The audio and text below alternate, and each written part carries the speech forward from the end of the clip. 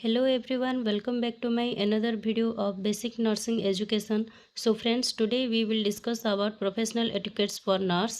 इससे पहले प्लीज़ मेरे वीडियो को एक लाइक एंड सब्सक्राइब जरूर कीजिए.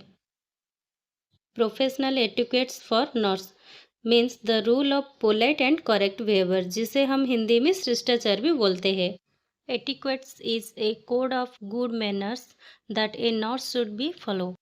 First point, you should be courteous for all, be gentle and polite in your talk.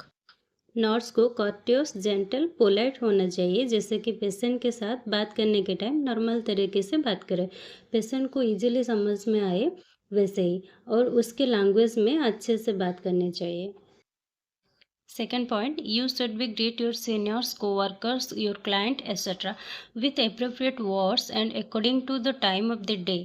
Example, good morning, good afternoon.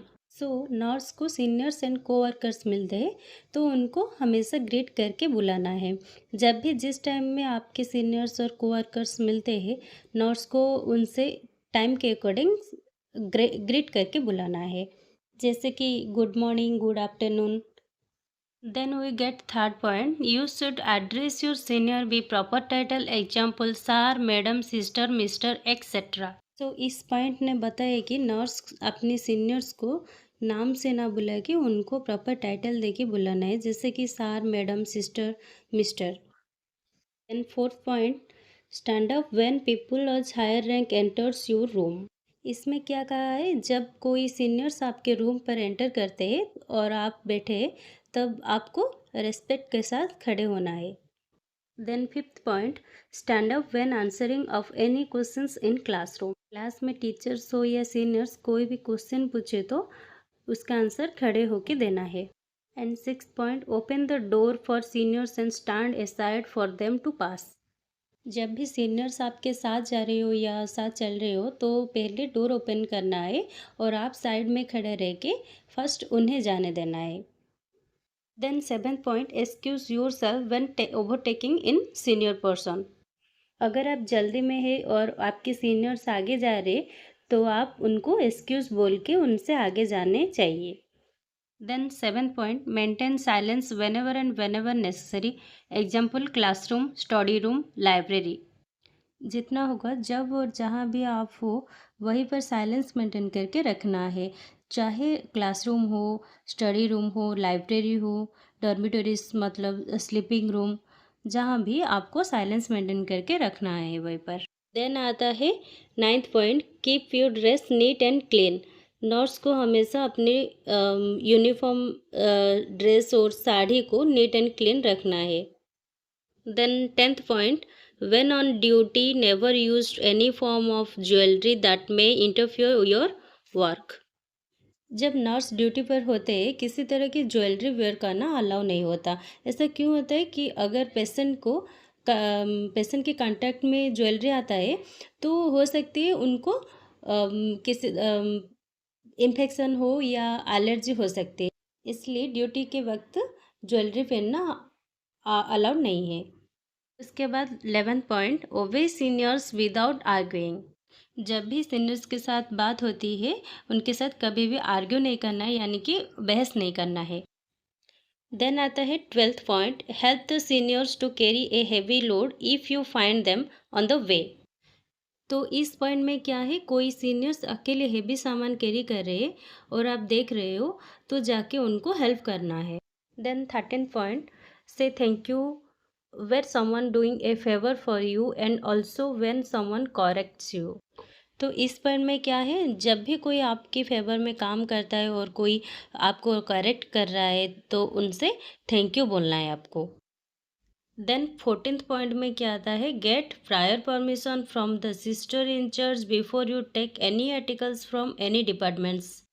तो इसमें क्या है कि आप क्लिनिकल ड्यूटीज़ में जाते हो तो वहाँ से कोई भी इक्विपमेंट हो या रिकॉर्ड्स या फिर पेन, जो भी चीज़ हो, कोई भी डिपार्टमेंट से यूज़ करने के लिए ले रहे हो तो सीनियर इंचार्ज की परमिशन लेनी है. बिना परमिशन में आपको वहाँ से उठाना नहीं चाहिए. Then 15th point, don't delay the answer of the question, give the answer immediately and appropriately.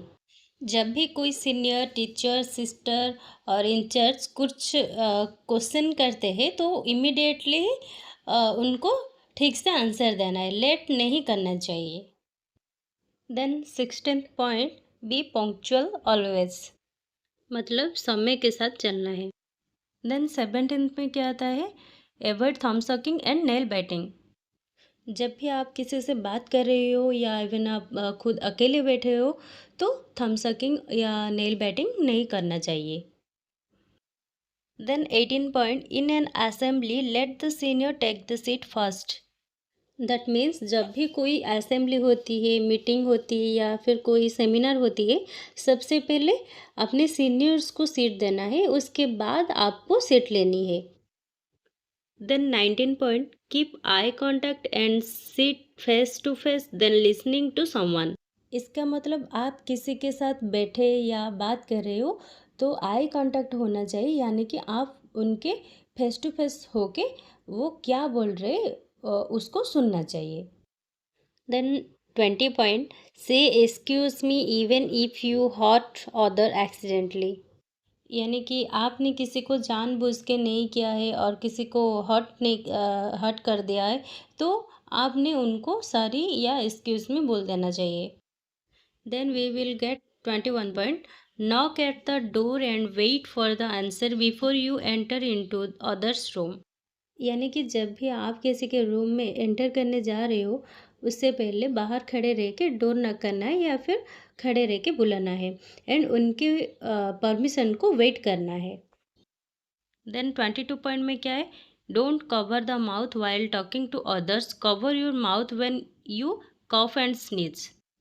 किसी से बात करने के टाइम मुंह या माउथ को कवर नहीं करना है और जब भी आप खांसी या छींक आए तो वहीं पर फेस को कवर रखना है।